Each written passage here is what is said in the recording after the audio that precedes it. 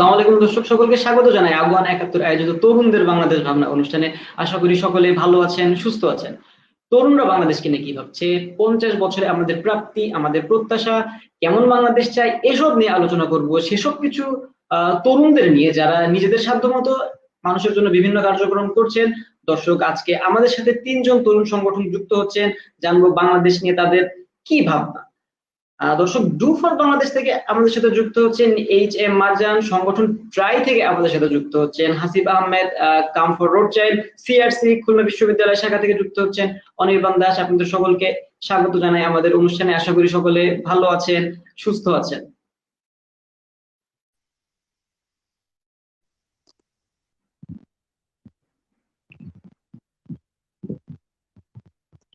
আসসালামু আলাইকুম, আমি Marjan, founder do for Bangladesh. আলহামদুলিল্লাহ, আল্লাহ অনেক ভালো রেখেছেন। আশা করি আপনারা সবাই অনেক ভালো আছেন, সুস্থ আছেন। হ্যাঁ, অসংখ্য ধন্যবাদ। দর্শক, আমরা কথা বলছিলাম আজকে আমরা তরুণদের বাংলাদেশ ব্যাপার নিয়ে কথা বলবো। আমাদের সাথে যুক্ত হয়েছেন ৩টি সংগঠন থেকে আমাদের সাথে যুক্ত হয়েছেন। আমাদের সাথে যুক্ত হয়েছেন সংগঠন ট্রাই, আমাদের সাথে যুক্ত হয়েছেন CRC Khulna comfort road child Khulna বিশ্ববিদ্যালয় শাখা থেকে অনির্বাণ দাস, আমাদের সাথে যুক্ত হয়েছেন H M Marjan do for Bangladesh থেকে। আমি প্রথমে চলে যেতে চাই এইচ এম মারজানের কাছে। তাকে এইচ এম মারজান, আপনাকে আবারও স্বাগত জানাই আমাদের অনুষ্ঠানে। আপনার কাছে আমি যে বিষয়টা আসলে জানতে চাইবো যে আসলে কি ভাবনা নিয়ে আপনাদের এই সংগঠনটা শুরু হলো। আমরা বুঝতেই পারছি যে ডু ফর বাংলাদেশের আসলে আপনারা কি করতে যাচ্ছেন, আসলে কি ভাবনা নিয়ে শুরু করেছেন এবং এখন পর্যন্ত আপনাদের কার্যক্রম। অসংখ্য ধন্যবাদ আবিদ শান্ত ভাইয়া। আসলে ডু ফর বাংলাদেশের স্টার্টিংটা একটা ছোট্ট স্টোরি দিয়ে শুরু হয়, দোকানের একটা ছোট্ট গল্প। তো সেই ছোট্ট গল্প দিয়ে শুরু হওয়ার পিছনে একটা গল্প ছিল, সেটা হচ্ছে 2019 সালে সাস্টেইনেবল ডেভেলপমেন্ট গোলস এর একটা সামিটে আমি বাংলাদেশের প্রতিনিধিত্ব করতে মালয়েশিয়াতে যাই। তো যাওয়ার পরে সেইখান থেকে চিন্তাধারা তৈরি হয় যে আসলে আমি যদি চেষ্টা করি বাংলাদেশের পরিবর্তন সম্ভব। ঠিক। আর এখানে যে চিন্তার পিছনে যে কাজটা আমার কাজ করছে যে চেঞ্জ আনা সম্ভব না, বাট আমি যদি নিজে চেঞ্জ করতে পারি, নিজেকে চেঞ্জ করতে পারলে আমার পরিবারকে চেঞ্জ করা সম্ভব। আমার পরিবারকে চেঞ্জ করতে পারলে আমার পরিবারটা যে সমাজে আছে, সমাজটি চেঞ্জ হওয়া সম্ভব। সমাজটি চেঞ্জ হলে আমার এই দেশটিও চেঞ্জ হওয়া সম্ভব। সেই থেকে হচ্ছে আমাদের ডু ফর বাংলাদেশের যাত্রা শুরু হয়। আর এখন পর্যন্ত যে কাজগুলো আমরা করেছি সেটি হচ্ছে আমাদের মূল কাজ হচ্ছে সাস্টেইনেবল ডেভেলপমেন্ট গোলস নিয়ে কাজ করা। যে ইউনাইটেড নেশনের যতটুকু গোল আছে, লক্ষ্যমাত্রা আছে 2030 সালের মধ্যে পরিপূর্ণ করতে হবে, সেই সাস্টেইনেবল ডেভেলপমেন্ট গোলস নিয়ে কাজ করা। দ্বিতীয়ত হচ্ছে ইউথদের যে শক্তি, ইউথ এম্পাওয়ারমেন্ট যেটাকে আমরা বলে থাকি, এই ইউথদের শক্তিকে কাজে লাগানো আর কি। আসলে আমরা একটা জিনিস খুব বেশি বিশ্বাস করি, আমাদের ট্যাগলাইনটি হচ্ছে থিঙ্ক, ইমপ্লিমেন্ট, চেঞ্জ। দেখেন একটা বিষয় যে আমাদের কান্ট্রিতে চেঞ্জ বা আমাদের ওয়ার্ল্ডে চেঞ্জ কেন আসে না, এটি চিন্তা যদি আমরা করে থাকি তাহলে দেখি যে আমরা চিন্তা করি পরিবর্তন করতে হবে, কিন্তু আমরা ইমপ্লিমেশন করি না, মানে ইমপ্লিমেন্টে আমরা যাই না, যে কারণে কিন্তু চেঞ্জটা আসে না। আমাদের সবার মধ্যে আইডিয়া আছে, সবার মধ্যে ক্যাপাবিলিটি আছে, সবাই চেষ্টা করলে করতে পারি। সেই ইমপ্লিমেন্টের জায়গাটা তৈরি করতে চাই ডু ফর বাংলাদেশ, যে আমরা চিন্তা যেটা করছি সেটাকে ইমপ্লিমেশন করব, তাহলে অবশ্যই চেঞ্জ আসবে। আর কাজ হচ্ছে যে ইউথদেরকে নিয়ে কাজ করছি, সাস্টেইনেবল ডেভেলপমেন্ট গোলস নিয়ে কাজ করছি, আমাদের কান্ট্রিতে সাস্টেইনেবল ডেভেলপমেন্ট গোলস এর অ্যাওয়ারনেস নিয়ে কাজ করছি। করতে করতে হঠাৎ করেই আমাদের সমস্ত পৃথিবীতে যে মহামারী তৈরি হলো আমরা জানি, সেই মহামারী নিয়ে কাজ করা শুরু হয়েছে। এখন পর্যন্ত আমরা প্রায় 1000 পরিবারকে আপনার খাবার বিতরণ করেছি, ভালোবাসা বিতরণ করেছি যেটা বলবো। আমরা কিছু মানুষদেরকে কর্মসংস্থানের ব্যবস্থা করার চেষ্টা করেছি, আরো চেষ্টা করব। জানি না কতদূর কি করতে পারবো, তবে চেষ্টা চলছে, এতটুকুই। অসংখ্য ধন্যবাদ। কথা বলছিলাম এইচ এম মারজানের সাথে, তিনি আমাদের সাথে যুক্ত ছিলেন। তিনি যুক্ত হয়েছেন ডু ফর বাংলাদেশ সংগঠন থেকে। তিনি বলছিলেন তাদের কার্যক্রম সম্পর্কে, তাদের যে চিন্তাধারা নিয়ে আসলে সংগঠন শুরু হয়েছে সে বিষয়ে কথা বলছিলেন। আমরা আসলে চিন্তা করি, কিন্তু চিন্তার ইমপ্লিমেন্ট আসলে কতটুকু আমরা করতে পারি, তারা সেটা নিয়ে কাজ করছেন এবং তারা সেটা করতে চাচ্ছেন। এবং বৈশ্বিক মহামারী করোনাতেও তাদের অবদানের কথা এবং তাদের কার্যক্রমের কথা তারা বলছিলেন। অসংখ্য ধন্যবাদ এইচ এম মারজান। আমরা আপনাদের জন্য শুভকামনা জানাই যেন এমন ভালো কাজ ৫৬,০০০ বর্গ মাইলে ছড়ে যায়। দর্শক, আমরা এখন যেতে চাই হাসিব আহমেদের কাছে, যিনি যুক্ত আছেন সংগঠন ট্রাই থেকে যুক্ত আছেন। শুনবো তার কাছে তাদের সংগঠন সম্পর্কে। যে হাসিব আহমেদ, আপনাকে আবারও স্বাগত জানাই আমাদের অনুষ্ঠানে। আশা করি ভালো আছেন, সুস্থ আছেন। ধন্যবাদ আগুয়ান ৭১কে আমাকে ইনভাইট করার জন্য। আপনাকেও ধন্যবাদ হাসিব আহমেদ আমাদের সাথে যুক্ত হয়েছেন। যে হাসিব আহমেদ, আমি আপনার কাছে যে বিষয়টা নিয়ে আসলে জানতে চাইবো যে ট্রাই ট্রাই সংগঠনটি আসলে কি উদ্দেশ্য নিয়ে আসলে কাজ করছে, এবং আসলে আপনাদের এখন পর্যন্ত কার্যক্রমটা কি, এবং যদি সংক্ষেপে আপনাদের পথ চলা সম্পর্কে জানান। এখন যদি আমাদের পথ চলা যদি শুরু করতে চাই, তাহলে প্রথমে বলতে হবে যে আমাদের 2K10 বেস থেকে প্রথম 2013 সালের লাস্টের দিকে এবং 2014 সালের প্রথম দিকে ট্রায়ের কার্যক্রম শুরু হয়। তো ট্রায়ের ফাউন্ডিং প্রেসিডেন্ট ছিল তাজ ভাই, এবং 2K10 ব্যাচের বিভিন্ন ভাইদের মাধ্যমে পথ চলা শুরু হয়। আর আমি মূলত যে সময় ভার্সিটি ফার্স্ট ইয়ারে আসি 2017 সালে, তখন থেকে আমি ট্রায়ের সাথে যুক্ত হই, এবং আস্তে আস্তে 2020 সাল পর্যন্ত এখন চলতেছে ট্রায়ের সাথে যুক্ত আছি। তো প্রত্যেক বছর নতুন ব্যাচ আসে, নতুন জুনিয়র আসে। তো এই ক্ষেত্রে ঠিক আছে, প্রত্যেক বছর নতুন নতুন জুনিয়র এবং ট্রায়ের কর্মপরিধি বাড়তে থাকে। এটাই হলো ট্রায়ের সংক্ষিপ্ত আকারে, মানে 2013 সাল থেকে শুরু হয়েছে, এটা হলো ট্রায়ের সংক্ষিপ্ত ইতিহাস। আর যদি বলতে হয় কর্মপরিধি, তো ট্রায়ের কর্মপরিধি আমাদের তখন ছোট ছোট ব্যাপার বিষয়গুলো থেকে নিয়ে অনেক বড় বিষয়গুলো আস্তে আস্তে করছে। যেমন আমরা যদি করোনা পরিস্থিতি কথা বিবেচনা করি, তো আমরা তো সবসময় কার্যক্রম করে যাচ্ছি। তো করোনার মধ্যে আমরা প্রথম আমাদের আমাদের কুয়েটের রসায়ন বিভাগের মাধ্যমে হ্যান্ড স্যানিটাইজার ভলেন্টিয়ারিং এর মাধ্যমে যে হ্যান্ড স্যানিটাইজার তৈরি করা হয়, ভলেন্টিয়ারের মাধ্যমে আমরা আমাদের কার্যক্রম শুরু করি। তো এরপর আমাদের কার্যক্রম আস্তে আস্তে বাড়তে থাকে। তো সর্বপ্রথম আমরা চিন্তা করি যে কুয়েটের আশেপাশে যখন সারা বাংলাদেশ লকডাউন করা হয় 16 তারিখে মার্চে, তখন আমরা চিন্তা ভাবনা করি যে কুয়েটের আশেপাশে যারা রিক্সা চালক আছে, তো তাদের তো অবস্থা খারাপ হবে, যেহেতু তাদের জীবিকা আমাদের স্টুডেন্টের উপর নির্ভর করে। তো আমরা প্রথম তাদেরকে, মানে ওই সময় 21 জন এর মতো রিক্সা চালককে তাদেরকে কয়েকদিনের জন্য মিনিমাম 10 দিনের মতো খাবার দাবার বিতরণ করার জন্য ইয়ে করা হয়, মানে তাদেরকে ত্রাণ দেওয়া হয়। এটা আমাদের প্রথম থেকে শুরু হয়। তো আস্তে আস্তে আমাদের কর্মপরিধি বাড়তে থাকে। তো এখন মোটামুটি আমাদের এই করোনা পরিস্থিতি আমাদের যে প্রজেক্টটা নেওয়া হয়েছিল, সে প্রজেক্ট হলো প্রজেক্ট হাসিমুখ। তো প্রজেক্ট হাসিমুখের বর্তমানে আমরা চিন্তা করি শুধু আমরা খুলনায় কেন, সারা বাংলাদেশের মধ্যে আমরা জিনিসটা বিস্তৃত করব। তো আমরা ইন টোটাল 41টা জেলার মধ্যে আমাদের কর্মপরিধি বৃদ্ধি করি, এবং প্রায় 41টা যারা প্রায় 3500 লোকের পরিবারের মধ্যে আমরা ত্রাণ বিতরণ করি। তো এর মধ্যে খুলনা থেকে শুরু করে খুলনা, চিটাগাং, রংপুর, রাজশাহী, নাটোর, নরসিংদী, তারপর ঢাকা, তারপর সিলেট, বান্দরবান, বরিশাল, মানে প্রায় প্রত্যেকটা জেলার মধ্যে আমরা যতটুকু চেষ্টা করি এটা ত্রাণ বিতরণ করবো। এর মাধ্যমে আমাদের যে কুয়েটে যে স্টুডেন্টরা আছে, সেই স্টুডেন্টরা আমাদের হেল্প করে। এবং ট্রায়ের ক্ষেত্রে ট্রাই মূলত যখন তৈরি হয়েছিল, ঠিক আছে, তখন আমাদের মনে করো একটা যে নির্দিষ্ট কোনো যে সবার জন্য একটা কমন প্ল্যাটফর্ম, সবার জন্য যে কমন প্ল্যাটফর্মটা হয়, সে কমন প্ল্যাটফর্মের জন্য আমরা ট্রাইটা করা হয়। এটা আমাদের, মানে এটা ছিল আমাদের প্রজেক্ট হাসিম। এছাড়া এরপর আমরা চিন্তা ভাবনা করি যে সর্বপ্রথম যে আমাদের অনেক স্টুডেন্ট আছে যারা তাদের একমাত্র সম্বল, যারা টিউশনি করে তাদেরকে পরিবারকে ভরণ পোষণ করা হয়। তো আমরা তাদেরকে প্রথম একটা, মানে একটু ডক ফাইল দিয়ে, যে যদি তাদের পরিচয় সম্পূর্ণ গোপন রেখে তাদের লিস্ট নেওয়া হয় এবং তাদেরকে আমরা হেল্প করি। তো প্রথম পর্যায়ে আমরা প্রায় 120 জন স্টুডেন্টকে হেল্প করি, এবং এরপর আমরা আমাদের প্রায় 158 জন, ঈদের আগে 158 জন এরকম কুয়েটিয়ানদেরকে আমরা হেল্প করি। এটা ছিল আমাদের কুয়েটিয়ান স্টুডেন্টের একটা কার্যক্রম।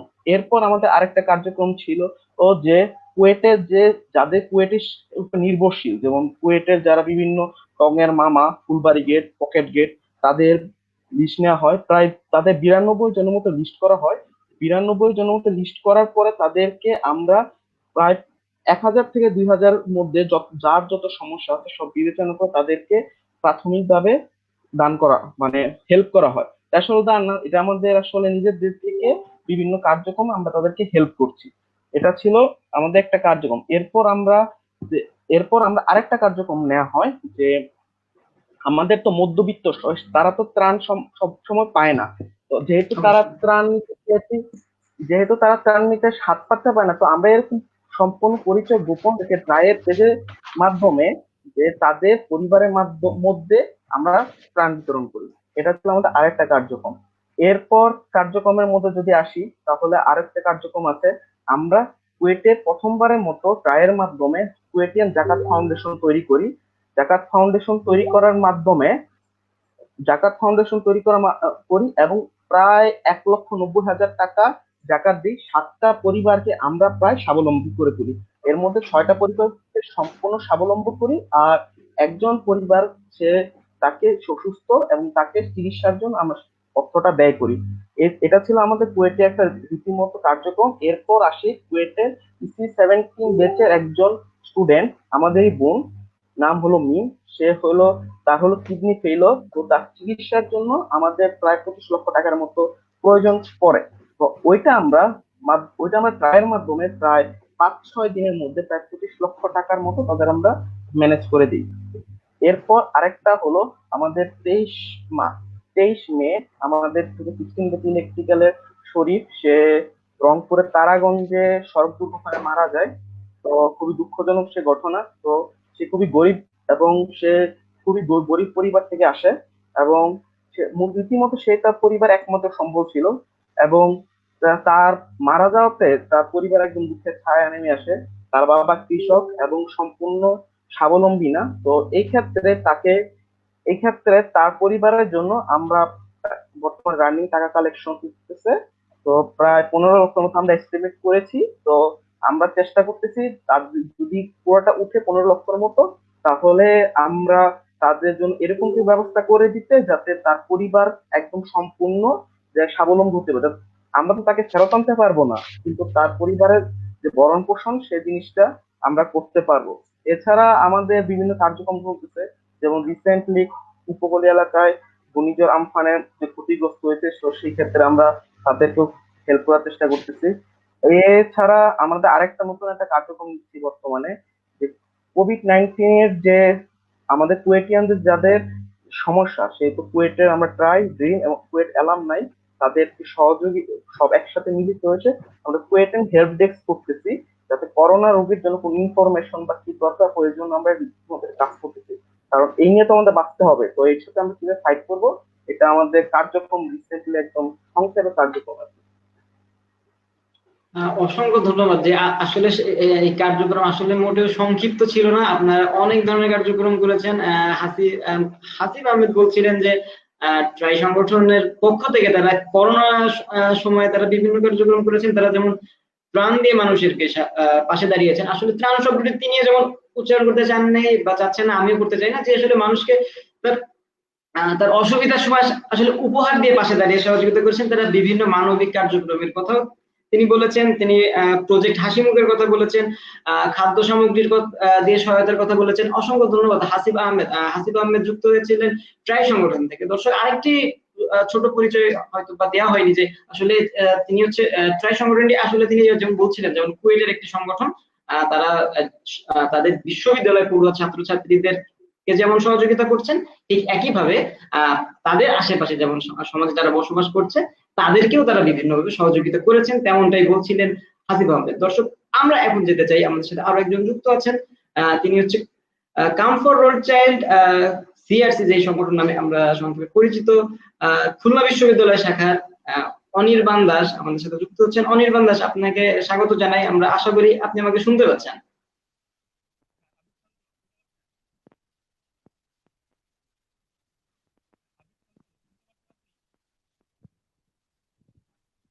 অনির্বাণ দাস, দুঃখিত, আমরা আপনাকে আসলে শুনতে পাচ্ছি না। হ্যাঁ, আবিদ চান্দ, শুনতে পাচ্ছেন আপনি?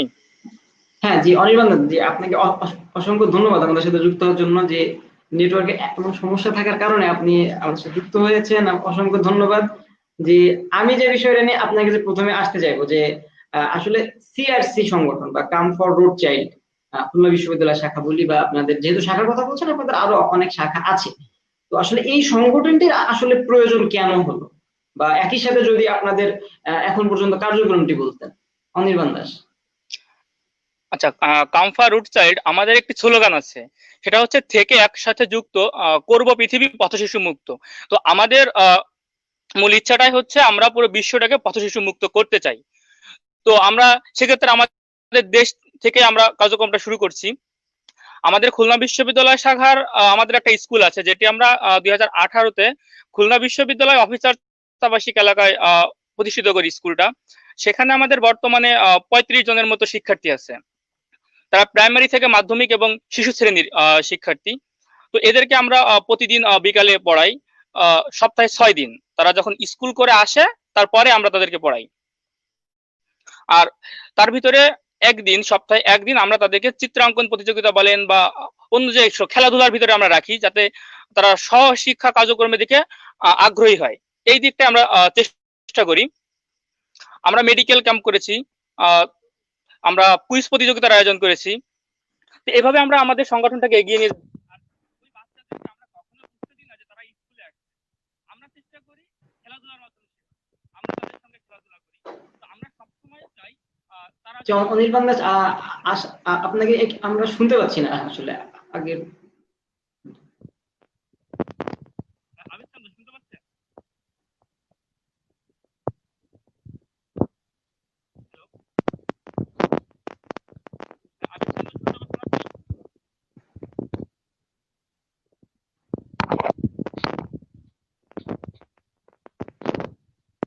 হ্যাঁ অনির্বাণ দাস, এবার আশা করি শুনতে পাবো। হ্যাঁ, শুনতে পাচ্ছেন? হ্যাঁ, আমরা এই পদ্ধতিতে আসলে শুনতে পাচ্ছি, আপনি আসলে যেটা বর্তমানে আর কি ব্যবহার করছেন। হ্যাঁ, বলতে যাচ্ছিলাম আমাদের সংগঠনে যে আমরা যে সকল বাচ্চাদেরকে পড়াই, তাদেরকে আমরা কখনো বুঝতে দিই না যে তারা কোনো স্কুলে আসছে। তারা মনে করে যে আমরা খেলাধুলা করতে আসছে এখানে। তাদেরকে আমরা খেলাধুলার মাধ্যমে শেখানোর চেষ্টা করি। শুনতে পাচ্ছেন শান্ত? হ্যাঁ জি, আমি শুনতে পাচ্ছি অনির্বাণ দাস। আর আরেকটা কথা, অনেক সংগঠন দেখা যায় যে শুরু হয় ঢাকা বা অন্য জায়গা থেকে। আমাদের সংগঠনটা শুরু কিন্তু খুলনা থেকে। আমাদের প্রতিষ্ঠাকালীন সভাপতি রাসেল আহমেদ রাজু ভাই, তো তিনার দিক নির্দেশনায় আমরা যেমন বঙ্গবন্ধু শেখ মুজিবুর রহমান বিজ্ঞান ও প্রযুক্তি বিশ্ববিদ্যালয়, বরিশাল বিশ্ববিদ্যালয়, মাওলানা ভাসানীতে সহ আরো কয়েকটি বিশ্ববিদ্যালয়ে আমাদের কার্যক্রম আছে। শুধু আমাদের খুলনাতে আমাদের যেমন রূপসাতে একটা স্কুল আছে, নিউ মার্কেটে একটা স্কুল আছে। সেখানে আমাদের খুলনা বিশ্ববিদ্যালয়ের শিক্ষার্থীরা সেখানে গিয়ে ক্লাস নেয়। আমরা যে শুধু আপনাদের বিশ্ববিদ্যালয় শাখার স্কুলটা খুলেছি, সেটাতে যে শুধু আমরা ক্লাস নিই সেটা না, আমরা অন্য স্কুলগুলোতে আমরা গিয়ে ক্লাস নিই। তারপর দেখা যাচ্ছে যে আপনার ঈদের সময় আমরা ঈদের পোশাক দিই তাদেরকে। এবার করোনা মোকাবেলায় আমরা প্রায় 300 পরিবারকে উপহার সামগ্রী পৌঁছে দিয়েছি। এভাবে আমরা আমাদের সংগঠনটাকে সামনের দিকে এগিয়ে নিয়ে যাচ্ছি। পথশিশু মুক্ত দেশ গড়াই আমাদের একমাত্র লক্ষ্য। ধন্যবাদ আবিদ। অসংখ্য ধন্যবাদ অনির্বাণ দাস। আপনি যেমনটি বলছিলেন যে আপনারা আসলে পথশিশু মুক্ত একটি পৃথিবী দেখতে চান, যে আমরাও সেই পৃথিবী দেখতে চাই। আর যার কার্যক্রম আপনারা শুরু করেছেন হচ্ছে বাংলাদেশকে পথশিশু মুক্ত করার এমন একটি পরিকল্পনা নিয়ে। আপনারা শিক্ষা কার্যক্রমের কথা বলছিলেন, চিকিৎসা কার্যক্রমের কথা বলছিলেন বিভিন্ন ধরনের কুইজ আয়োজন করা হয় এবং বিভিন্ন ভাবে আসলে যে স্কুলে বা একটা গণ্ডির ভিতরে না রেখে আপনারা মজার শিক্ষাটাকে আসলে মজাদার একটি বিষয় হিসেবে তুলে ধরে আসলে শিক্ষার্থীদের আসলে পড়তে যাচ্ছেন। অসংখ্য ধন্যবাদ অনির্বাণ দাস, আপনার কাছে আবার ফিরবো। দর্শক, কথা বলছিলাম অনির্বাণ দাসের সাথে, যিনি come for root child Khulna university শাখা থেকে যুক্ত হয়েছিলেন। আমি আবারও ফিরে যেতে চাই প্রথমে যার কাছে গিয়েছিলাম, ডু ফর বাংলাদেশের এইচ এম মারজানের কাছে। মারজান ভাই, আপনি প্রথমে বলছিলেন যে আপনাদের কার্যক্রমের কথা, যে তরুণদের চিন্তা ভাবনার কথা, যে আর সেই চিন্তাটার আসলে বাস্তবায়ন করার ক্ষেত্রে আপনারা কার্যক্রম করছিলেন এবং খাদ্য সহযোগিতার কথাও বলছিলেন এই বৈশ্বিক মহামারীতে। তো এইচ এম মারজান, আমি যদি একটি প্রশ্ন রাখতে চাই, যে আসলে এই করোনার মধ্যে কিন্তু আমরা আসলে খাদ্যের অভাবে মানুষের বিক্ষোভ দেখেছি। আমরা একই সাথে দেখেছি যে জনপ্রতিনিধিদের মাধ্যমে ত্রাণ চুরির দৃশ্যটি আসলে আমরা দেখেছি। তো সাধারণ মানুষের ভোগান্তির জন্য যে এই যে অব্যবস্থাপনা, যে আমি আরো স্পষ্ট করে বলি যে স্থানীয় সরকার বলেন বা সরকারের যে অব্যবস্থাপনা, এইটাকে কি আসলে আপনি কেমনটা আসলে দায়ী করবেন কিনা এই ভোগান্তির কারণে? H M Marjan. আচ্ছা, অসংখ্য ধন্যবাদ। সুন্দর একটি প্রশ্ন ছিল। আসলে প্রশ্নটি বলবো যুগ উপযোগী প্রশ্ন, আর এমন একটি প্রশ্ন যে প্রশ্নের উত্তর দেওয়াটা একদিকে অনেক ক্রিটিক্যাল, আবার প্রশ্নটির উত্তরটা দেওয়াটাও দরকার। সেই বিষয়টাতে যদি আমি আসি, যে জায়গাটাতে হচ্ছে যে জনপ্রতিনিধিদের বলবো, যাদেরকে আমরা বলছি যে তাদের ত্রাণ চুরির যে বিষয়টা আমরা দেখেছি, এটার কারণে ভোগান্তি তৈরি হয়েছে কিনা, এক হিসেবে বলতে গেলে চলে, হ্যাঁ এটার কারণে ভোগান্তি তৈরি হয়েছে। এখন বিষয়টি হচ্ছে কেন ভোগান্তি তৈরি হলো আর কেন বা তারা এরকমটি করলেন।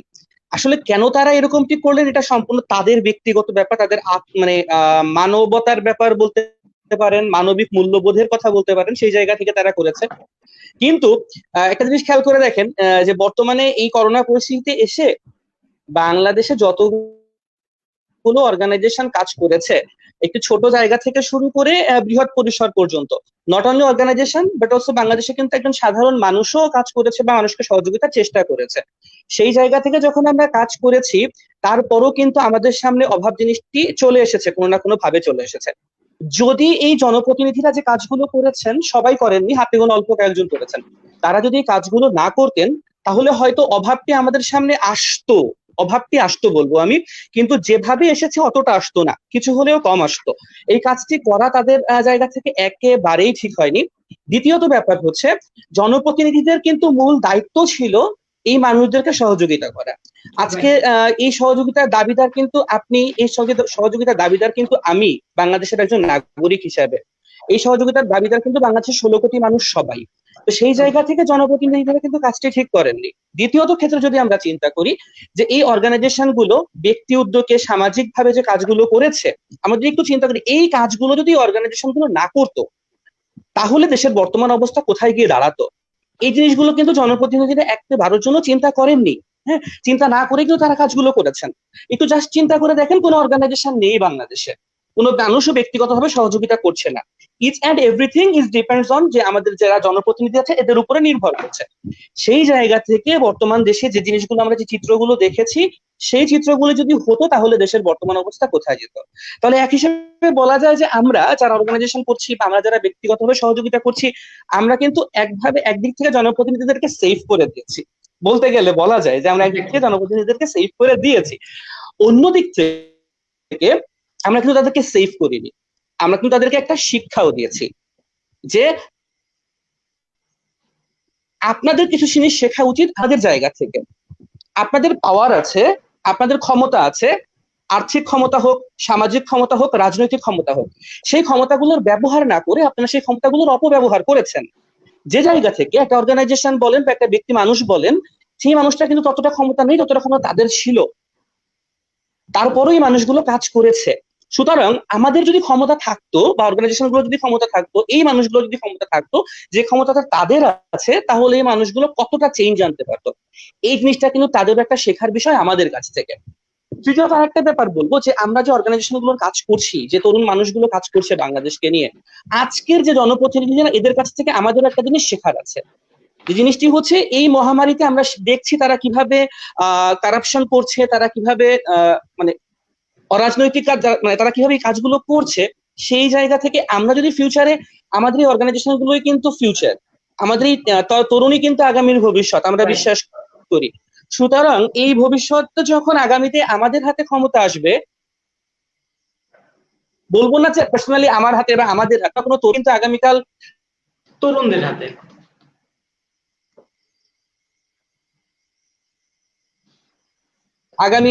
আগামীতে আমাদের দেশের প্রধানমন্ত্রী হবেন, মন্ত্রী হবেন, জনপ্রতিনিধি হবেন। সেই তরুণদের হাতে যখন ক্ষমতাটি আসবে তখন কিন্তু তারা এই জায়গা থেকে মহামারী থেকে কিন্তু উভয় পক্ষ পিছ। আমি আরো একটা জিনিস বিশ্বাস করি, সেটি হচ্ছে তাদের যেমন এই জায়গাটাতে শেখার আছে জনপ্রতিনিধিদের, আমাদেরও কিন্তু এই জায়গাটাতে শেখার আছে। তারা আমাদের কাছ থেকে শিখছে, আমরা তাদের কাছ থেকে শিখছি। আশা করি ভবিষ্যতে আমরা এই উভয়ের পক্ষ থেকে সুন্দর একটি বাংলাদেশ পাবো। হ্যাঁ, অসংখ্য ধন্যবাদ এইচ.এম. মারজান, যে আমরা আশাবাদী হতে চাই, তরুণ প্রজন্ম আশাবাদী বিধায় তরুণ প্রজন্ম কিন্তু অসংখ্য বাধা বিপত্তিকে পার করেই কিন্তু এমন ধরনের কার্যক্রম করছে, যেমনটি কার্যক্রম করছে ডু ফর বাংলাদেশ, যেমনটি কার্যক্রম করছে সংগঠন ট্রাই, যেমনটি কার্যক্রম করছে সিআরসি। আমরাও ঠিক একইভাবে আশাবাদী হতে চাই। এইচ.এম. মারজান বলছিলেন যে আমরা আসলে দায়িত্ব প্রাপ্তরা আসলে দায়িত্ব পেয়েও কি কোনো মানে সেই দায়িত্ব পালন করছে কিনা, সেমন একটি বিষয়, যার কারণে কিন্তু আমাদের অনেক বড় একটি ভোগান্তির মধ্যে আমাদের যেতে হতো, এবং তাদের কিন্তু একটা শিক্ষাও হয়েছে। তো এখন দেখা যাক যে এই শিক্ষা থেকে তারা কতটুকু শিক্ষা নিতে পারে। আমরা আশাবাদী হতে চাই যে তারা এখান থেকে ভালো কিছু শিক্ষা নিয়ে দেশকে ভালো কিছু দিবে, অসংখ্য ধন্যবাদ এইচ.এম. মারজান জি। আমরা যেতে চাবো যে সংগঠন ট্রায়ের কাছে যেতে চাবো যে আমাদের সাথে যুক্ত আছেন আহ, হাসিবা হাসিব আহমেদ। হাসিব আহমেদ, আপনার কাছে যে বিষয়টি নিয়ে জানতে চাইবো যে আমরা নিজেদেরকে মধ্যমায়ের দেশ দাবি করছি। আমরা মধ্যমায়ের দেশে আসলে আপনি যেমনটি বলছিলেন যে আপনাদের কার্যক্রম যে খাদ্যহীনতা নিয়ে কার্যক্রম করছেন, বস্ত্রহীনতা নিয়ে কার্যক্রম করেছেন, বা এক কথায় বলতে গেলে যে মানুষের মৌলিক অধিকার নিয়ে কার্যক্রম হয়েছে। তো মধ্যমায়ের দেশে আসলে এমন দৃশ্যটা কি আসলে স্বাভাবিক নাকি অস্বাভাবিক নয় কি? ধন্যবাদ আবিদ শান্ত ভাইয়াকে। আপনি যে কোশ্চেনটা করেছেন এটা আসলে একটু মানে ধাঁধার মধ্যে একটা কোশ্চেন, কিভাবে উত্তর দেওয়া যাবে এটা এখন প্রশ্ন। এখন কথা হলো, আমরা মধ্যমায়ের দেশ। এখন আমাদের যে মধ্যমায়ের দেশ কিন্তু লড়াই করে বাঁচতে হয়। এখন এরকম লড়াই করে বাঁচাটা কিন্তু আমরা মানে সুদীর্ঘ কাল ধরে করতেছি। এখন করতেছি, স্বাধীনতা যুদ্ধের সময় করেছি, এবং কি ব্রিটিশ আমল, এবং আরো আগে যখন বাংলাদেশ প্রথম মানে ব্রিটিশরা ক্ষমতা দখল করে তখনও সেরকম করতেছি। তো মধ্যমায়ের দেশে এর তো এই ক্ষেত্রে আমি বলবো মানুষের মানে দীর্ঘকাল ধরে যে স্বভাবটা আছে ওই স্বভাবটা আসলে রাতারাতি চেঞ্জ হয়ে যায় না, ঠিক আছে? তো চেঞ্জ আসলে কারা আনবে? চেঞ্জ আসলে আমরা তরুণরাই আনবো। দেখুন আমরা এখন তো আমরা যখন আজকের থেকে আরো 10 বছর বা 5 বছর পরে ক্ষমতায় যাব বা এরকম করবো, তো আমাদের মাধ্যমে যে আমাদের মধ্যে যে দেশকে নিয়ে ভাবনা, দেশকে পৃথিবীর সর্বোচ্চ স্থানে দেখার যে ভাবনা, ওই ভাবনাটা আমাদের তখনও থাকতে হবে। এবং আমরা যখন ওইরকম জায়গায় যাব তখন সকল লোভ লালসা বাদ দিয়ে দেশের কথা চিন্তা ভাবনা করে আমরা যদি করি তাহলে এই জিনিসটা আমরা মধ্যমায়ের দেশ থেকে যাব। আর মধ্যমায়ের দেশে যেটা হয় সবচেয়ে বেশি হলো লোভ। এখন লোভটা আসলে সবাই লোভটা সংবোধন করতে পারে না। তো না করার কারণে এই জিনিসটা আসলে অহরহ হয়ে যাচ্ছে। এখন আমরা যেখানে মনে করো অন্যায় দেখি তখন কিন্তু আমরা তরুণ যারা আছি তারা কিন্তু প্রতিবাদ করি। প্রতিবাদ করার ফলে প্রশাসনের কাছে সেই নজরটা যায় এবং তাৎক্ষণিক কিন্তু সেই ব্যাপারে আমাদের কিন্তু প্রশাসন ব্যবস্থা নেয়। এবং প্রত্যেকটা জায়গায় যদি আমি অন্যায় দেখি তো অন্যায়ের প্রতিবাদটা যখন করবো তখন অবশ্যই সেটা প্রশাসনের কাছে যাবে এবং সহজে এটা ফল আসবে। তো এটাই আমার উত্তর। হ্যাঁ, অসংখ্য ধন্যবাদ হাসিব আহমেদ জি।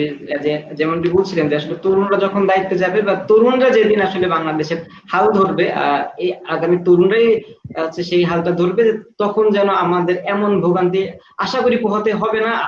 কারণ যে তরুণরা এখন এমন কার্যক্রম করছে মানুষের জন্য, তারা তাদের নিজের তাগিদ অনুভব করে তারা করছে। অনেকে দায়িত্ব থেকে অনেকে করছেন না, কিন্তু অনেক তরুণরা কিন্তু নিজেদের তাগিদ অনুভব করে করছে। তো তারা যখন এমন একটি পর্যায়ে যাবে, আশা করি আমরা একটি স্বপ্নের বাংলাদেশে আমরা দেখতে পাবো। যে আমি অনির্বাণ দাসের কাছে আসলে জানতে চাইবো যে তিনি প্রথমে বলছিলেন যে পথ শিশুদের নিয়ে আসলে তারা কার্যক্রম করেন, এবং বলছিলেন যে বাংলাদেশ থেকে পথ শিশু মুক্ত বাংলাদেশ করতে চায়, তারা শিক্ষামূলক কার্যক্রমের কথা বলেছিলেন। যে আমি অনির্বাণ দাসের কাছে যে বিষয়টাকে জানতে চাইবো যে অনির্বাণ দাস, আপনি খুলনা বিশ্ববিদ্যালয়ে পড়াশোনা করেন, সেই হিসেবে আপনার সহপাঠীও বটে, তো আপনার বিভিন্ন অভিজ্ঞতা আছে যে এই আমরা কিন্তু একসাথে যে পড়াশোনা করছি, ঠিক একই সাথে কিন্তু এই বিশ্ববিদ্যালয়ের হলগুলোতে বলেন বা রাস্তার যে সব হোটেলগুলোতে বলেন, সেখানে কিন্তু একটি শিশুই কিন্তু ওইখানে হচ্ছে খাবার বিতরণ করছে বা টেবিলে সার্ভ করছে। তপন দাদার দোকানে বলেন যে চাটা কিন্তু একজন শিশু ওইখানে দিচ্ছে। অথচ আমরা তো শিক্ষা তো এক প্রকার বলা হয় যে বিনামূল্যে আমরা পাচ্ছি, বা ডিজিটালাইজ শিক্ষার কথা আমরা বলি। তো তো আসলে এদের আসলে সমস্যাটা কি, বা এরা কেন সেই শিক্ষাটা পাচ্ছে না, বা এরা কেন সেই শিক্ষা গ্রহণ না করে তারা কেন কোনো দোকানে চা বইছে বা ভাতের প্লেট বইছে? শান্ত, ধন্যবাদ আপনাকে। হ্যাঁ, আমরা জানি তপনদার দোকানে যে আজমির নামে যে ছেলেটা ও কাজ করে। তারপর যদি দেখেন যে খান বাহাদুর হলে আছে ইব্রাহিম নামে একটা ছেলে আছে। তারপর ক্যাফেতে একটা ছেলে কাজ করে। তো আজিম বা আজমির বা ক্যাফেতে যে ছেলেটা কাজ করে বা ইব্রাহিম যেটাই বলি না কেন, এদের সমস্যা হচ্ছে পারিবারিক সমস্যা। অর্থনৈতিকভাবে এরা অনেক দুর্বল। তো সে কারণে ওরা বাড়ি থেকে চলে আসে, এসে বিভিন্ন জায়গায় কাজ করে। তো আমি ক্যাফেতে যে ছেলেটা কাজ করে ওর সঙ্গে কথা বলছিলাম, ওকে বলেছিলাম স্কুলে ভর্তি করে দিব, কিন্তু করোনার এই সমস্যার কারণে আর সেই সুযোগটা আর হয়নি, আর আমরা সেটা করে দিতে পারিনি।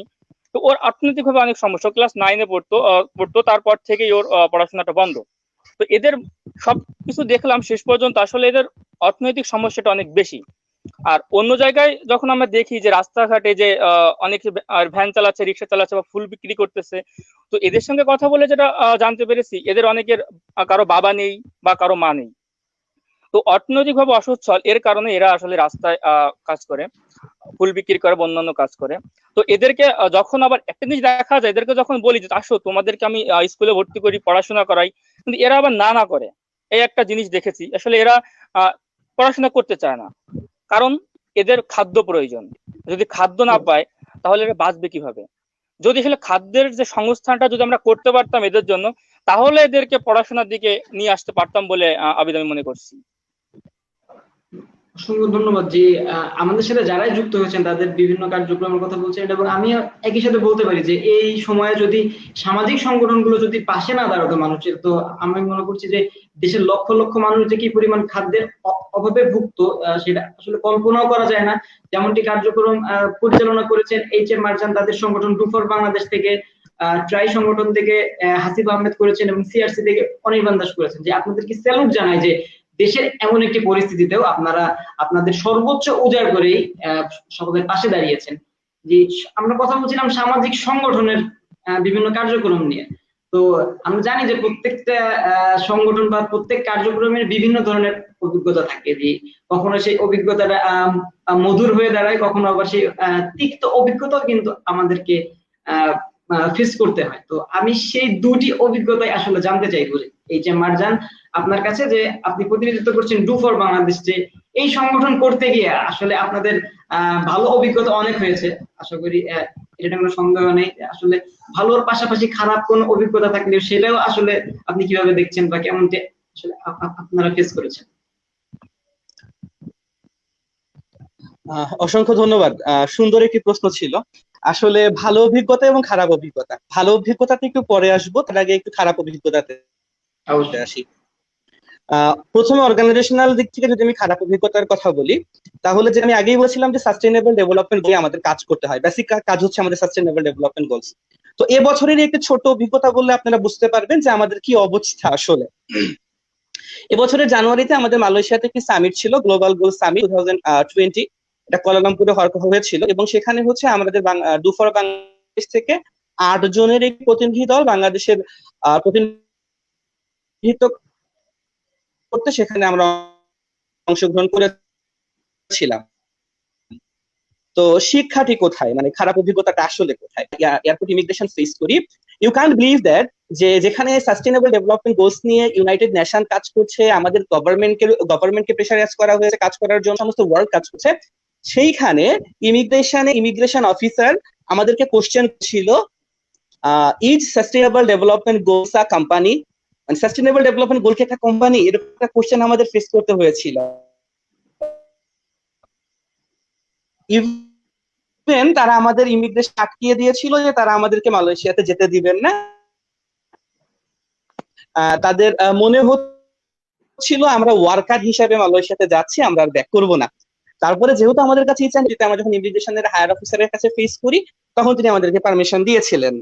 কেন আমি এটাকে খারাপ অভিজ্ঞতা বলছি? দেখেন, একজন পুলিশ অফিসার তিনি জানেন না হোয়াট ইজ সাস্টেইনেবল বাংলাদেশ, কি করে এই সাস্টেইনেবল ডেভেলপমেন্ট গোলস এর 17টি গোল অর্জন করবে, যেখানে আজকে 2020 সালে এসে একজন পুলিশ অফিসার জানে না what is sustainable development goals.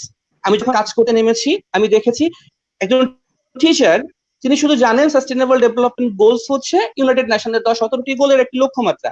Student same, যেখানে আমার পাঠ্যপুস্তকের মধ্যে সাস্টেইনেবল ডেভেলপমেন্ট গোলস অন্তর্ভুক্ত করা হয়েছে, সেইখানে আমার দেশের এই অবস্থা। তাহলে যেখানে আমার দেশের মানুষ এখন পর্যন্ত ভালোভাবে জানেই না এসডিজিস কি, সেখানে আমি অর্জন কি করে করব? এটা ছিল আমার খারাপ একটা অভিজ্ঞতা। এই অভিজ্ঞতা আমার, এবং এই জিনিসটা আমার বারবার ফেস করতে হয়েছে আমি যেখানে এসডিজি নিয়ে কাজ করি। দ্বিতীয় যে ব্যাপারটা, সেটি হচ্ছে অর্গানাইজেশন করতে গেলে কিছু কিছু জিনিস আমাদের আরো, মানে এটা সবারই করতে হয়। সেটি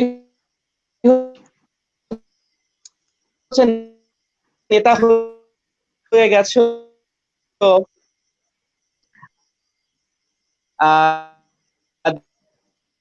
দেন এইচ এম মারজান, আমরা আপনাকে শুনতে পাচ্ছি না। আশা করি নেটওয়ার্ক জনিত ত্রুটি মুক্ত হয়ে আমরা শুনতে পাবো। হচ্ছে আহ,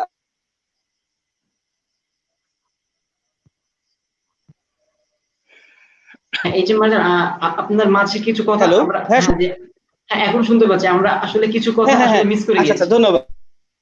জি জি, এখানে ছিলাম যে এই যখন আমাদেরকে বলা হয় যে নেতা হয়ে যাচ্ছ অথবা ভবিষ্যতে রাজনীতির ইচ্ছা আছে কিনা, তো এই এই সময় না আমরা এখন অনুপ্রেরণা হিসাবে নিই, হিসাবে দায়িত্বটুকু পালনের চেষ্টা করতে, কে অনুকরণ করে do for India, do for Indonesia, do for Malaysia এবং ডু ফর ভিয়েতনাম নামে 4টি অর্গানাইজেশন এস্টাবলিশ হয়েছে, যারা মাদার অর্গানাইজেশন হিসেবে ডু ফর বাংলাদেশে ফল করে। আমাদের মতো করে তারা তাদের কান্ট্রি কাজ করছে। আসলে মাত্র 1 বছরে আমরা অনেক প্রোগ্রাম করে ফেলেছি, 1 বছরে অনেকটা কাজ করে ফেলেছি। আমাদের প্রায় 9 জন আপনার গ্লোবাল অ্যাকশন অ্যাম্বাসেডর হিসেবে কাজ করছে সরাসরি ইউনাইটেড নেশনের সাথে। আমাদের মাদার অর্গানাইজেশন বলতে পারেন ইউথ নাও।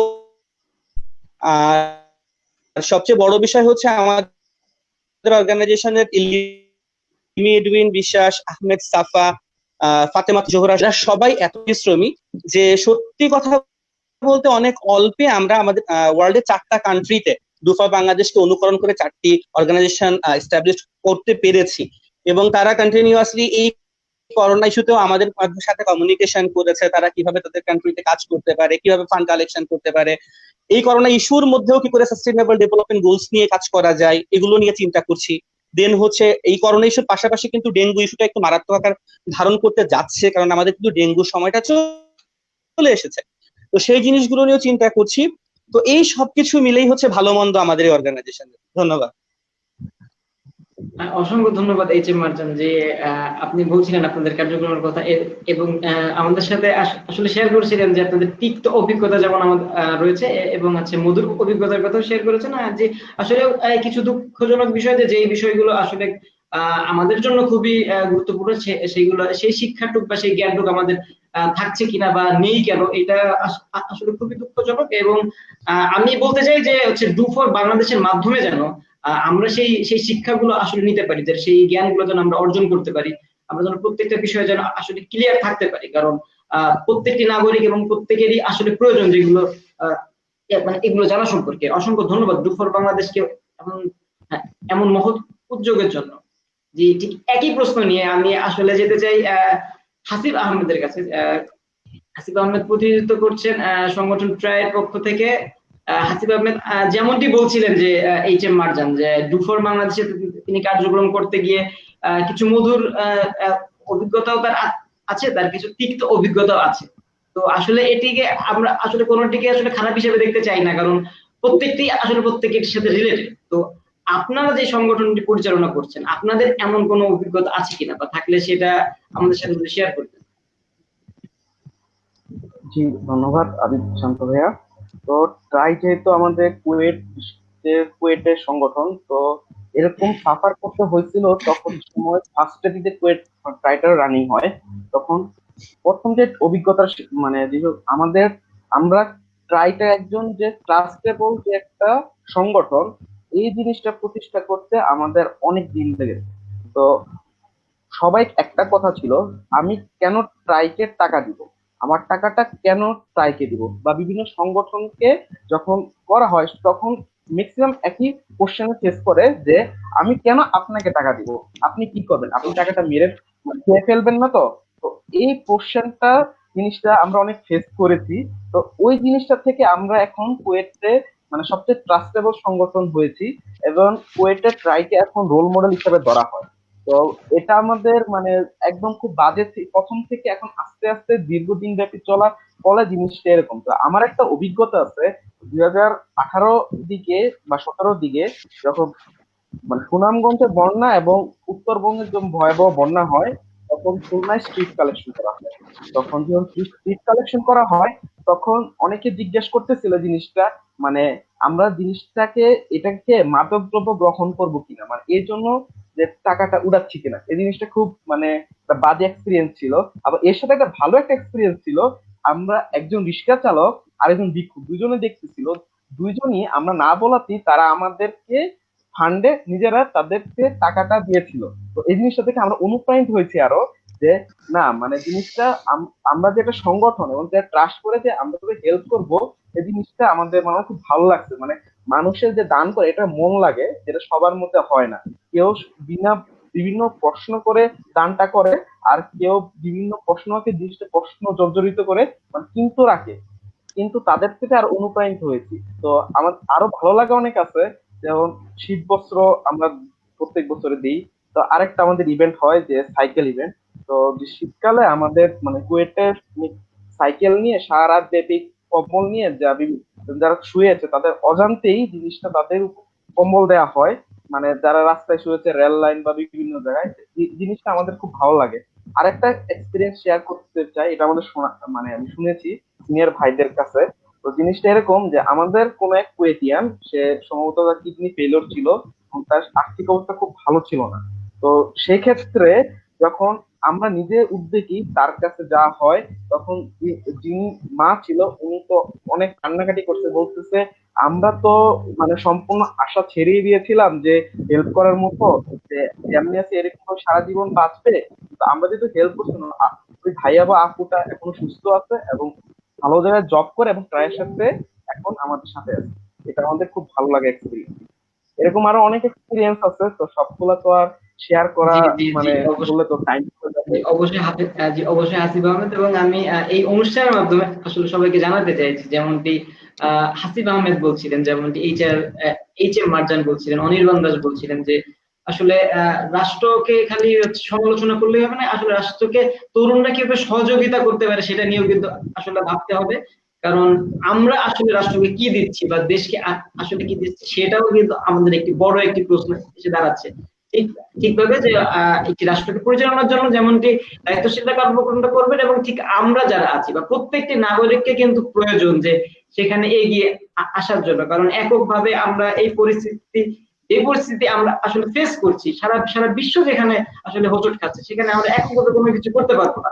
তো আপনাদের এই মহৎ উদ্যোগের জন্য অসংখ্য ধন্যবাদ, এবং আমরা আশা করি যেন এমন কার্যক্রম অব্যাহত থাকে। আহ এই সূত্র ধরে আমি আসলে অনির্বাণ দাসের কাছেও যেতে চাই, যে আপনারা পথ শিশুদের নিয়ে কাজ করেন, যে আপনাদেরও তো এমন অভিজ্ঞতা অবশ্যই আছে। তো ভালো লাগা খারাপ লাগা অভিজ্ঞতা ঠিক একইভাবে শুনবো, এবং একই সাথে আমি সামান্য করে জানতে চাইবো যে প্রশ্নটি জুড়ে দিয়ে, যে আসলে এই মৌলিক অধিকার নিয়ে আসলে রাষ্ট্র কেমন কার্যক্রম করছে বা এদের দায়িত্ব তারা কেমনটি আসলে পালন করছে, সিআরসি সেই বিষয়টাকে কিভাবে দেখছে? ধন্যবাদ আবির শান্ত। আসলে আমার খারাপ অভিজ্ঞতা বলতে, আমরা বিভিন্ন সময়ে পথ শিশুদের বা সুবিধা বঞ্চিত শিশু আমরা বলি, পথ শিশু বলি না, তো তাদেরকে আমরা বিভিন্ন সময় খাবার বিতরণ করেছি বিভিন্ন জায়গায়। তার ভিতরে একটা জায়গা ছিল খুলনা রেল স্টেশন। তো দেখা গেছে যে যখন এক খাবারের প্যাকেট কম পড়েছে তখন খুব কান্নাকাটি করতেছে, খাবার দিতে পারছি না। তখন তাদেরকে ওইখান থেকে আমরা ওদেরকে নিয়ে যে অন্য জায়গা থেকে খাবার কিনে দিয়েছি। তারপর যখন দেখা যাচ্ছে আমরা ঈদের পোশাক দিচ্ছি, পোশাক কম পড়ে গিয়েছে, তখন আবার নতুন করে আমরা নিজেরা আবার অর্থ সঞ্চয় করে আবার তাদেরকে পোশাক দিয়েছি। তো যখন তারা কিছু না পায়, ওইটা আমার খুব কষ্ট লাগে, যখন তাদেরকে ওই ওই সময় দিতে পারি না, একটু পরে দিচ্ছি, এই জিনিসগুলো খারাপ লাগে। তো খারাপ লাগার তার অনেক কিছু আছে, তার মধ্যে যেমন আছে আমরা যখন অর্থ সংগ্রহ করি, তো অনেকে মন্তব্য করে এই অর্থটা কি শিশুদের বা সুবিধা বঞ্চিত শিশুদের পিছনে কি ব্যয় হবে, নাকি এটা কারো পকেটে যাবে। এই একটা প্রশ্ন যারা সংগঠন করে ম্যাক্সিমাম এই এই প্রশ্নের শিকার হয়, আমার মনে হয় এটা। আর ভালো অভিজ্ঞতা বলতে যেটা ভালো লাগে, যে আমরা আমরা যেসব বাচ্চাদেরকে পড়াই, ওরা যেখানে দেখা হোক ওরা কত দৌড়ে চলে আসবে। যেমন আমি ক্লাস করতে যাচ্ছি, ওরা একজন যাচ্ছে হেঁটে, তো বলতেছে ওর আম্মু কি, আম্মু আম্মু দেখো অনির্বাণ স্যার যাচ্ছে। তো ওই যে আবার থেমে ওদের সঙ্গে কথা বলা, এই জিনিসটা খুব ভালো লাগে। আবিদ, আরেকটা জিনিস একটু বলি আপনাকে, ওদের সঙ্গে আমরা কতটা ফ্রি বুঝতে পারবেন এটা বললে। তো আমাদের ওখানে তো আমাদের মেয়েরাও পড়াতে যায়। তো ওদের একজন বলতেছে, ম্যাডাম আপনার হাসিটা খুব ভালো লাগে, আপনার চুল অনেক সুন্দর, আপনার চোখ অনেক সুন্দর। বাচ্চাটা ক্লাস 2 তে পড়ে। হ্যাঁ, এইটা শুনে প্রচুর হেসেছি আমরা। তো এরকম ওদের সঙ্গে আমরা এতটাই ফ্রি, মানে ওদের আমরা চেষ্টা করি কি পারে না, কি জানতে চাই, আমরা সবকিছু দেওয়ার চেষ্টা করি। আর বললেন সরকার কিভাবে দেখছে বা কিভাবে কি করতে পারে, এটা বলছিলেন কি আবিদ? আমি বলছিলাম যে আসলে রাষ্ট্র কিভাবে আসলে আপনাদের এই সহযোগিতাটা আরো আপনাদেরকে এই লক্ষ্যে অর্জন করতে সহযোগিতা করতে পারে। ও হ্যাঁ আবিদ, দেখেন সরকার চায় অর্থ দিতে পারে, কিন্তু তাদের সেই ধরনের পরিশ্রমী কিন্তু কর্মী নেই। কিন্তু সংগঠন আমরা যারা করি, আমরা নিজেদের অর্থ দিয়ে আমরা কাজগুলো চালিয়ে যাই। তো সেক্ষেত্রে যদি সরকার যদি আমাদের এই ধরনের বিভিন্ন সংগঠনকে যদি আর্থিকভাবে সাহায্য সহযোগিতা করে, তাহলে কিন্তু আমরা সামনের দিকে এগিয়ে যেতে পারবো। অবশ্যই। আমি যে একটা জরিপ আপনাকে বলি, সমাজ কল্যাণ মন্ত্রণালয়ের, যেখানে 51% শিশু হচ্ছে অশ্লীল কথা শিকার হয়। রাস্তাঘাটে চলাচল করার সময় বিভিন্নভাবে গালি দিই, টুকাই বলে গালি দিই, বিভিন্নভাবে গালি দেওয়া হয়।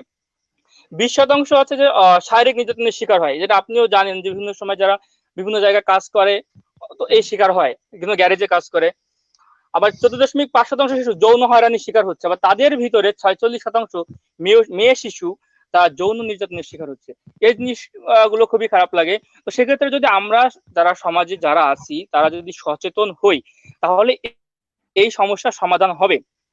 আরেকটা বিষয় হচ্ছে, আপনি দেখবেন যে বিভিন্ন সময় বিভিন্ন সংগঠনে দেখা যায় যে বার্থডে সেলিব্রেট করতেছে, যে একদিনই তার কেক কেটে 10 জন 15 জন 20 জন বাচ্চাদের নিয়ে কেক কেটে সেলিব্রেট করে চলে যাচ্ছে ছবি তুলে, হ্যাঁ ফেসবুকে খুব লাইক কমেন্ট শেয়ার হচ্ছে।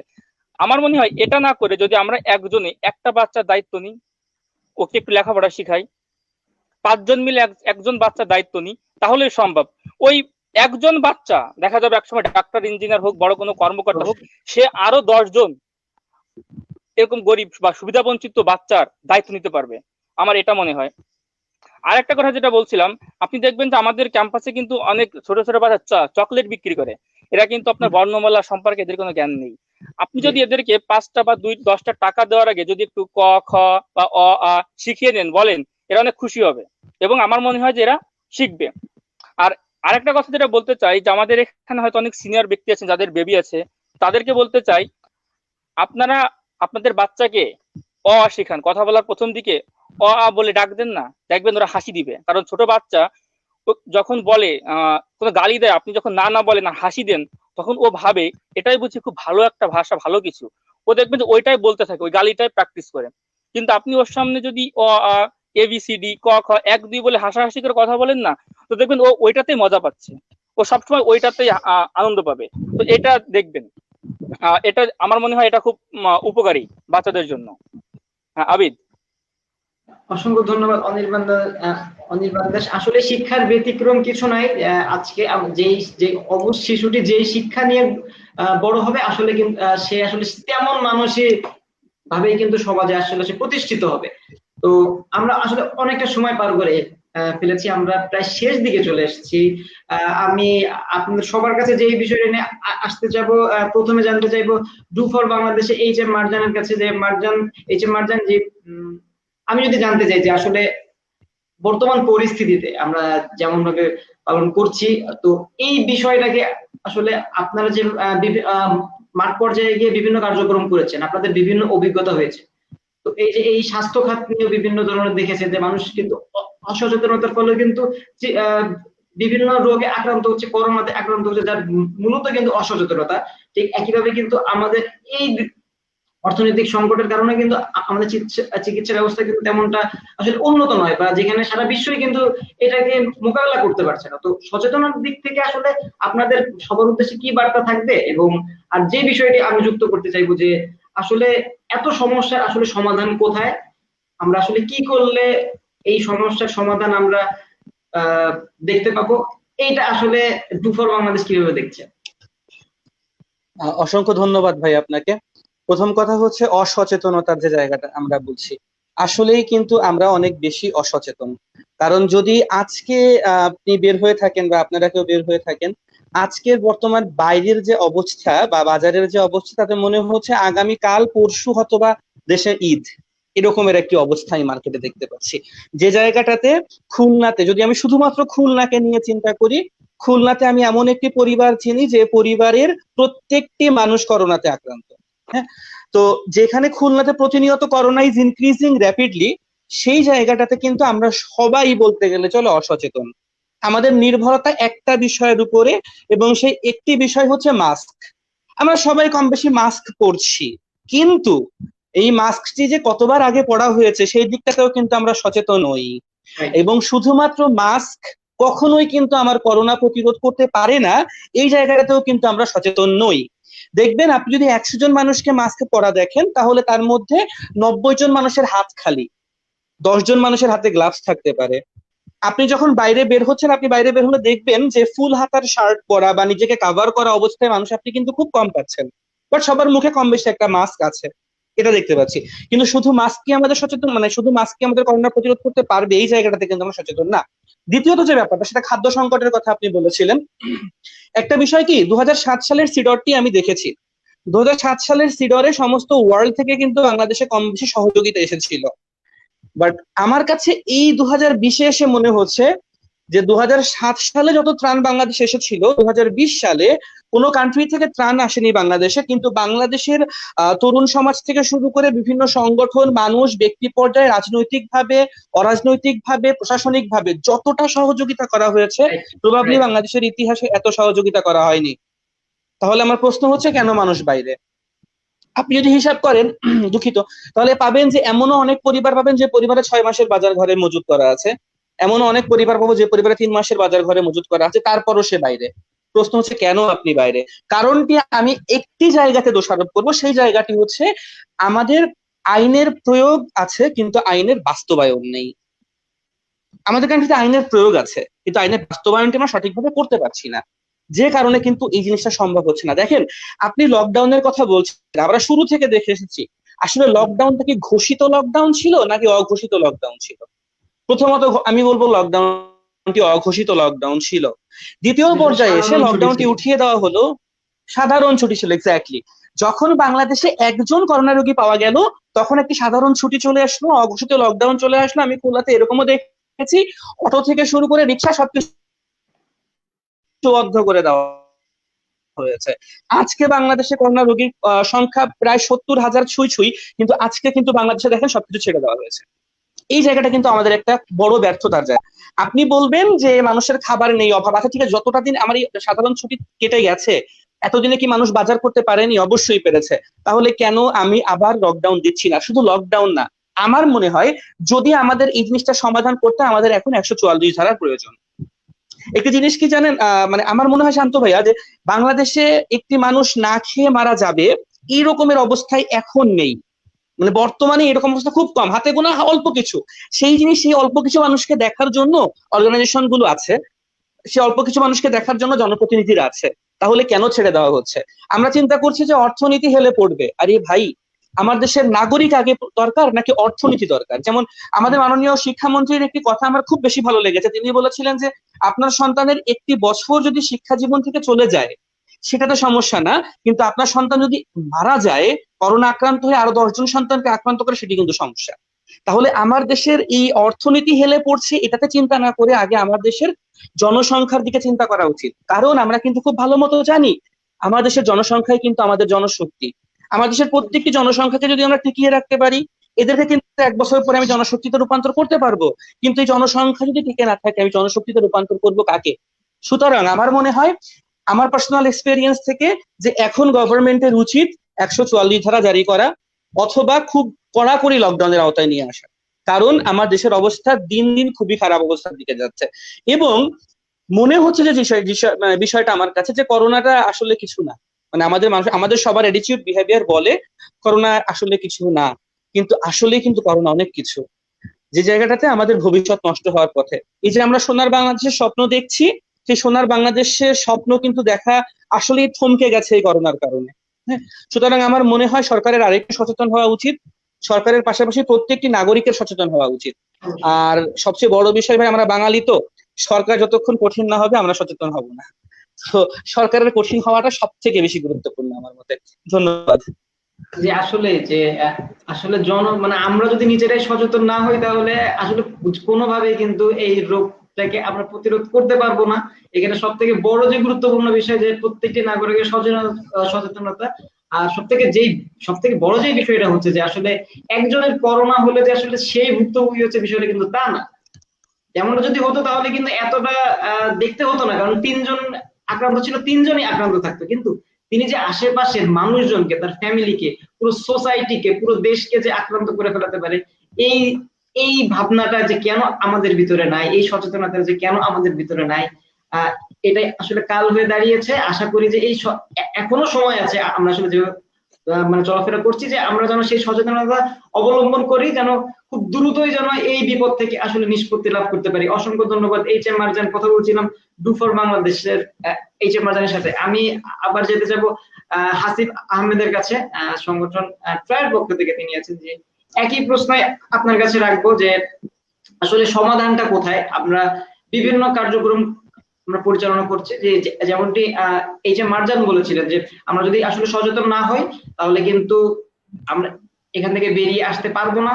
ঠিক একইভাবে যে এই সামাজিক সংগঠনগুলো এগিয়ে এসেছে, যার ফলশ্রুতিতে মানুষ কিন্তু তেমনটা দুর্ভোগ কিন্তু পোহাতে হচ্ছে না, বা যা যতটুকু দুর্ভোগ পোহাতে হয়েছে তারা কিন্তু বিভিন্ন সামাজিক সংগঠন বলেন, রাষ্ট্র থেকে সহায়তা বলেন, থেকে মিটিয়ে নিচ্ছে। তো আমি যদি বলতে চাই যে আসলে সমাধানটা কোথায়, আমরা হাসিব আহমেদ কিভাবে দেখছেন, আর এই পরিস্থিতি নিয়ে আপনাদের কোনো বার্তা থাকে যদি। ধন্যবাদ আবিদ ভাইয়া। তো আমাদের যে সমস্যাটা, মেন সমস্যাটা বাঙালি তো অবিশ্বাস। মেন কথা হলো করোনাকে কেউ বিশ্বাসই করে না। আপনি যদি গ্রামগঞ্জ থেকে মানে সবকিছু দেখেন, প্রথম থেকে মানে যখন প্রথম করোনা রোগী হয়েছিল তখন গ্রামগঞ্জের ম্যাক্সিমাম লোক বলতেছিল যে এটা একটা গুজব, সরকার ইচ্ছে করে গুজব ফালাচ্ছে, যে জিনিসটা তাদেরকে ঘরে বন্দি রাখার জন্য কোনো ষড়যন্ত্র, বিদেশিদের ষড়যন্ত্র, ইহুদি নাসারদের ষড়যন্ত্র, এই জিনিসটা বলে তার ইগনোর করছে। আপনি একটা ঘটনা বলি, যে আমাদের এলাকার দিকে নারায়ণগঞ্জ থেকে একটা লোক আসছে, তো তাকে ঘরে থাকতে বলছিল 14 দিন। তো সেই লোকটা এটা না থেকে উল্টা লাঠি নিয়ে আসছে, যারা বলছে তাদেরকে মারার জন্য। তো এরকম যদি অবস্থা ওই টাইমে ছিল, তো জিনিসটা খুব ফানি হইলো, ঠিক আছে, কিন্তু এটা হইছে।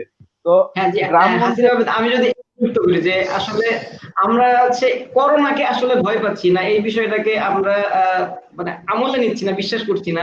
অথচ কিন্তু আমরা দেখেছি যে যে পদ্মা সেতুতে নাকি হচ্ছে মানুষের মাথা লাগবে, এই বিষয়টা এবার আমরা নাকি ওর হজম করে ফেলছি।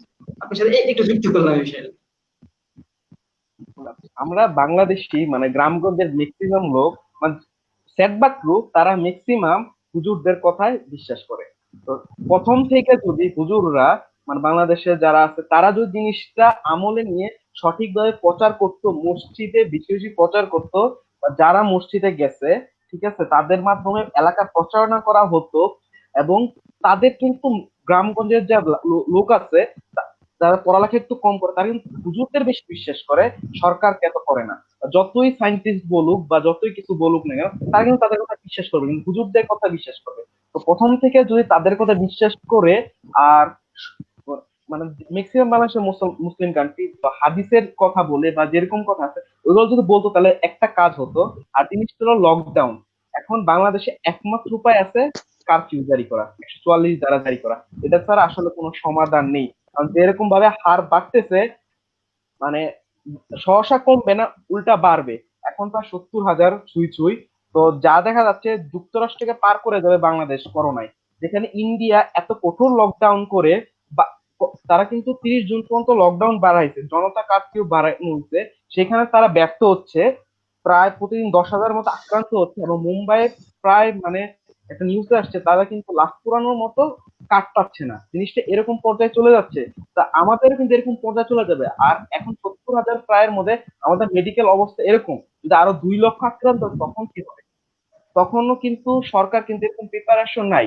এবং মানে আমাদের সবথেকে সীমিত, তো সীমিতর মধ্যে আমরা কিন্তু কিছু করতে পারি না। তো দেখুন যে করোনা আক্রান্ত হলে মানে দেশের জনগণই, গ্রামের গ্রামের লোকরা বিশ্বাস করে না, কিন্তু তারাই কেউ মারা গেলে যেখান থেকে করোনা ছড়ায় না, তারা কবর দিতে দিচ্ছে না, কোদাল কবর থাকতে দিচ্ছে না। তো জিনিসটা হলো তারা জিনিসটা মানবে না, আবার হইলে বলবো অভিশাপ বা এরকম ধর্মীয় একটা গৌরব। ওই জিনিসটা তাদেরকে সচেতন করতে হবে। আর মেন যেটা হলো কঠোর লকডাউন ছাড়া কোনো সমাধান নাই। যে বর্তমানে রেড জোন, ইয়েলো জোন যে একটা করতেছে, 3টা জোন, এটা আসলে কিছু মানে একটা হাস্যকর ব্যাপার। কারণ সবকিছু খোলা রেখে যে জোন ভিত্তিক যদি এটা করা হয়, তাহলে আসলে কোনো মানে হয় না। সরকারের বোধোদয় হয় এই জিনিসটা লেটে, মনে করেন যেটা আরো 20 দিন আগে করার কথা, এটা 30 দিন পরে করতেছে। জিনিসটা এরকম। তো একটাই সমাধান, লকডাউন মানে 144 দ্বারা জারি করা, যেটা শ্রীলঙ্কা করছে, এবং শ্রীলঙ্কার সম্পূর্ণ তাদের নিয়ন্ত্রণে। হ্যাঁ, অসংখ্য ধন্যবাদ হাসিব আহমেদ। হাসিব আহমেদ যে গুরুত্বপূর্ণ যে কথাটি আমার কাছে মনে হয়েছে, এর ভিতরে সব থেকে গুরুত্বপূর্ণ যে বিষয়টি মনে হচ্ছে যে আসলে এইভাবে যদি চলতে থাকে, তো আমাদের তো চিকিৎসা ব্যবস্থার কথা আমরা জানি, বা যদি আরো 2 লাখ মানুষ যদি আক্রান্ত হয়ে যায়, তখন কিন্তু সেই চিকিৎসা কিন্তু আসলে আমাদের পক্ষে দেওয়া সম্ভব হবে না, বা কোনো দেশেই আসলে এতগুলো মানুষের কিন্তু চিকিৎসা ইনস্ট্যান্ট একই সময়ে কিন্তু দেওয়া সম্ভব হবে না। তো আমরা যদি আসলে এখান থেকে না সরে আসি, তো অনেক ভয়াবহ দিক ভয়াবহ পরিস্থিতিতে আসলে দেশবাসী যাবে, জনগণ যাবে। সেখান থেকে আসলে ফিরিয়ে আসতে গেলে যেমনটি বলছিলেন, লকডাউনের কথা বলছিলেন, অনেকে বলছিলেন যে কারফিউ জারির কথা। আমি মনে করি যে এর পাশাপাশি সব থেকে যেটা বেশি প্রয়োজন সেটা হচ্ছে মানুষের সচেতনতা। মানুষ যদি সচেতন হয় তাহলে আসলে কোনো কিছুরই প্রয়োজন হবে না। আসলে করোনা আশা করি আমাদের মাঝ থেকে দ্রুতই বিদায় নিতে পারবে যদি আমরা সচেতন হতে পারি। যাক, অসংখ্য ধন্যবাদ। আমি যেতে চাই অনির্বাণ দাসের কাছে। অনির্বাণ দাস, আমরা শেষ পর্যায়ে চলে এসেছি, যে যেমনটি আলোচনা করছিলাম, ডু ফর বাংলাদেশের পক্ষ থেকে বলছিলেন এইচ.এম. মারজান, ট্রাই সংগঠনের পক্ষ থেকে হাসিব আহমেদ বলছিলেন যে বর্তমান পরিস্থিতিতে কেমন সমাধানের পথের কথা বলছিলেন। ঠিক একইভাবে আপনার কাছেও জানতে চাইবো যে এই সূত্র ধরেই যে আপনি আসলে কি ভাবছেন, এবং ভবিষ্যতে আপনি আপনার সংগঠনকে নিয়ে আসলে কোথায় দেখতে যাচ্ছেন। ধন্যবাদ আবিদ। আবিদ, আমি একটু চিকিৎসা খাত নিয়ে একটু কথা বলতে চাচ্ছিলাম। অবশ্যই। সেটা হচ্ছে যে বাংলাদেশে প্রায় 75% সুবিধা বঞ্চিত শিশু তারা চিকিৎসকের কাছে পৌঁছাতে পারে না। তারা বিভিন্ন ভয়ে বলেন, যোগাযোগের মাধ্যম না পাওয়ার কারণে পৌঁছাতে পারে না। তাদের মধ্যে দেখা যায় যে প্রায় 40% মাদকাসক্ত আছে, প্রায় 82% দেখা যাচ্ছে সেখানে আপনার পেটের যে সমস্যা ভোগে, 61% চর্মরোগে আক্রান্ত। তো তারা ডক্টরের কাছে যেতে পারছে না। তো তারা এভাবে বিভিন্ন রোগে আক্রান্ত হয়ে একসময় মারা যাচ্ছে। তো আমার মনে হয় যে এখানে ডক্টরদের একটু মানবিক হওয়া উচিত। যদি বিভিন্ন জায়গায় যদি তারা বিভিন্ন সময় ক্যাম্প করে, তাহলে এই ধরনের শিশুরা সেখান থেকে চিকিৎসা নিতে পারবে। আর যেটা বলতে চাচ্ছিলাম, এবারও বাজেটে শুনতেছি যে বাজেটে চিকিৎসা খাতে বাজেট কম দিচ্ছে। তো এখানে বাজেট বাড়াতে হবে, এটা একটা বিষয়। বাজেট না বাড়ালে তো আপনার হসপিটাল আধুনিকায়ন হবে না। আর বিভিন্ন সময় বিভিন্ন নিউজে দেখি যে সরকারের উচ্চ পর্যায়ের কিছু মানুষ, গণ্যমান্য ব্যক্তি, তারা বিভিন্ন এই চিকিৎসা খাতে দুর্নীতির সঙ্গে জড়িত। তো এই দুর্নীতিটা যদি কমিয়ে আনা যায়, তাহলে চিকিৎসা খাতটাকে আরো উপরের দিকে এগিয়ে নিয়ে যাওয়া যাবে। আরেকটা বিষয় একটু বলি, শিক্ষাটা নিয়ে। দেখবেন প্রাথমিক বিদ্যালয়, সরকারি যে মাধ্যমিক বিদ্যালয়গুলো আছে, সরকারি কলেজগুলো আছে, এখানে শিক্ষকদের বেতন কাঠামো নিয়ে অনেক বৈষম্য। তো এই বেতন কাঠামোর যে বৈষম্যটা যদি কমিয়ে আনা যায়, তাহলে শিক্ষার মানের অনেক উন্নতি হবে।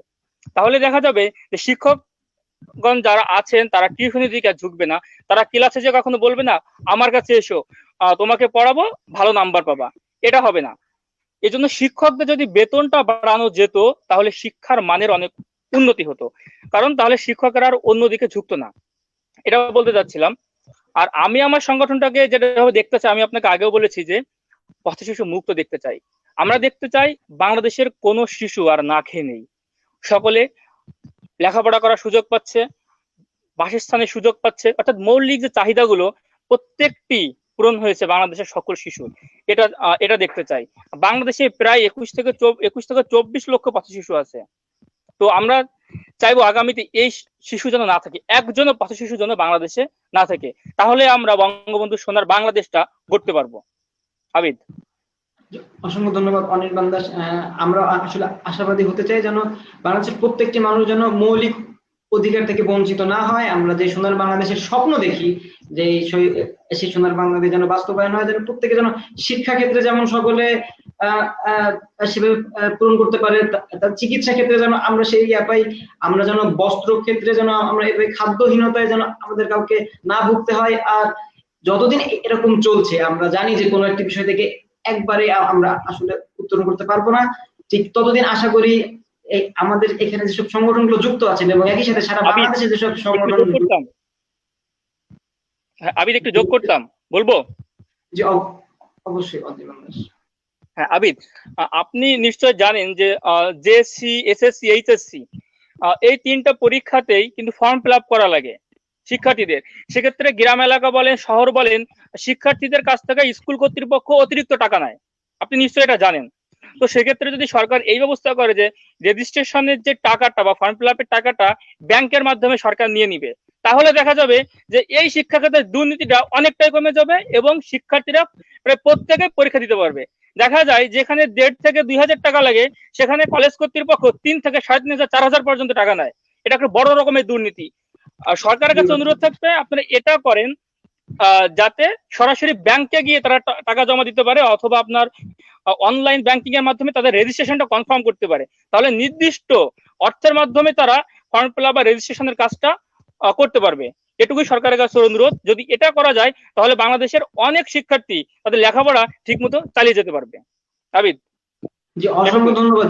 যে যেমনটি বলছিলেন যে আমাদের 3টি সংগঠনই বলছিলেন বাংলাদেশের মৌলিক অধিকারের কথা বলছিলেন, এবং যতদিন না পর্যন্ত এইসব সমস্যা থেকে মুক্ত হচ্ছে তারা তাদের কার্যক্রম চালিয়ে যাবেন এমনটাই প্রত্যাশা আমরা করি, এমনটাই তারা বলছিলেন এবং তারা করবে বলে আশাবাদ ব্যক্ত করছি।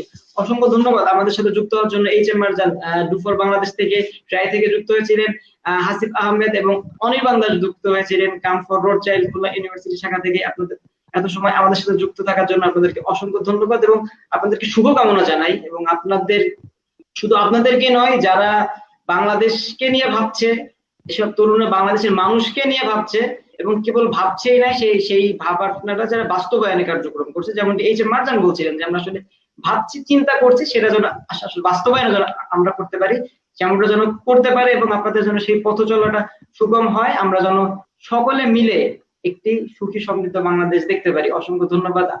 দর্শক আপনাদেরকেও ধন্যবাদ আমাদের সাথে এতক্ষণ যুক্ত হওয়ার জন্য। জয় আগুয়ান, জয় ৭১, ভালো থেকো বাংলাদেশ।